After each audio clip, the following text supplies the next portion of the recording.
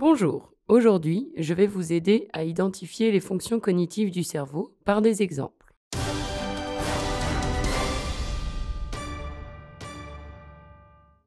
Le cerveau se divise en plusieurs zones appelées lobes.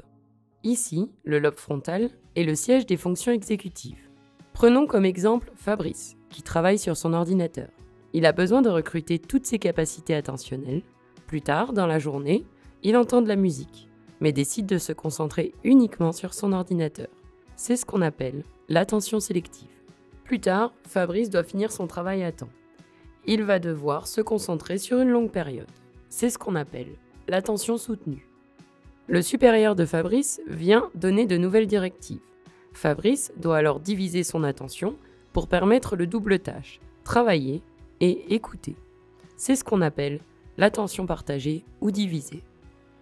Il est midi, Fabrice doit aller chercher à manger. Il a le choix entre deux chemins avec différentes étapes. Il choisit de prendre le chemin le plus court. C'est ce qu'on appelle la planification de l'action. Une de ses collègues, Sophie, est restée travailler sur son ordinateur. À un moment, son téléphone sonne. C'est Fabrice qui lui demande s'il lui apporte à manger. Une fois raccrochée, elle se remet au travail. Elle est capable de changer de tâche rapidement. C'est ce qu'on appelle la flexibilité mentale.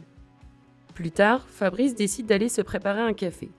Pour ce faire, il doit remplir l'eau, mettre un filtre, verser le café et démarrer la machine. Pour mener à bien sa tâche, il doit effectuer plein de petites actions pour arriver à faire son café. C'est le séquençage de l'action. Regardons maintenant les zones jaunes et vertes. La zone jaune est l'aire motrice primaire et la zone verte est l'aire somatosensorielle.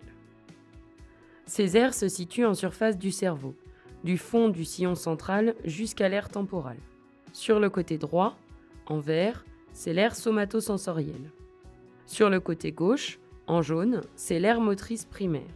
L'aire motrice primaire sert à animer notre corps. L'aire somatosensorielle sert à nous amener des sensations. Ce découpage est proportionnel à l'innervation motrice et sensitive de chaque zone. Par exemple, la main est mieux représentée que le coude, ce qui veut dire que nos sensations sont mieux définies à la main qu'au coude. On les appelle respectivement homunculus moteur et homunculus sensitif. Observons maintenant sur la zone bleue le cortex visuel. Ce cortex nous sert à identifier l'environnement, identifier les objets par la voie du quoi et les localiser par la voie du où. Par exemple, Fabrice voit sa tasse immobile sur la table à 2 mètres. L'aire de Wernicke. C'est la zone de la compréhension.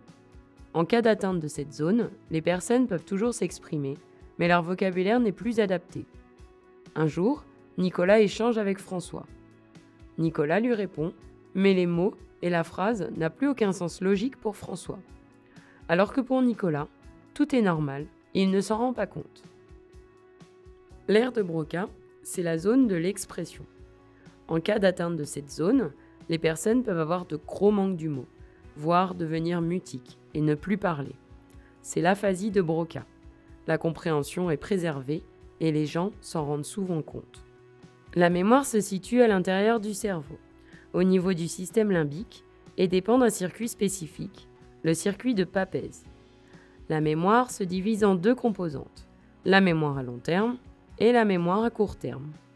Du côté de la mémoire à long terme, nous avons ce qu'on appelle la mémoire explicite. Elle inclut la mémoire sémantique, la connaissance et l'accès aux mots.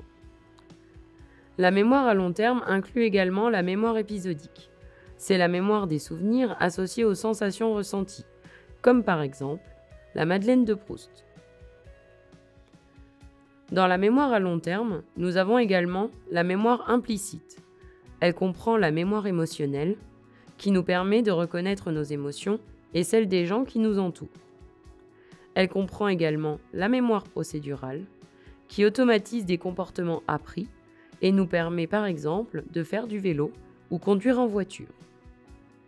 De l'autre côté, nous avons la mémoire à court terme.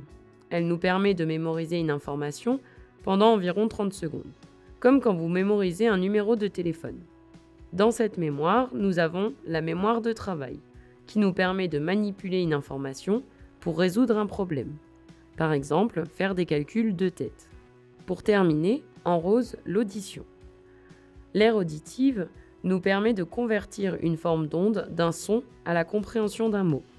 Pour cela, le cerveau transforme une fréquence qui fait vibrer le tympan en un flux électrique transmis par les neurones à l'aire auditive. Merci d'avoir regardé cette vidéo et n'hésitez pas à vous abonner. À bientôt!